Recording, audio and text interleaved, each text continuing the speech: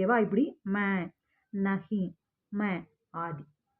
Okay, next அர்த்தச்சந்திர. அர்த்தச்சந்திர அப்படின்னா நம்ம இந்த சந்திர பிந்துல வந்து ஒரு நிலா போட்டு மேலே புள்ளி இல்லையா? அர்த்தச்சந்திர அப்படின்னா வெறும் அந்த ஒரு ஒரு அரைவட்டம் இந்த ஒரு நிலா மாதிரி ஒரு ஷேப் மட்டும் குட்டியா. ஓகேவா? இதுதான் வந்து अर्धचंद्रनुடைய चिह्न.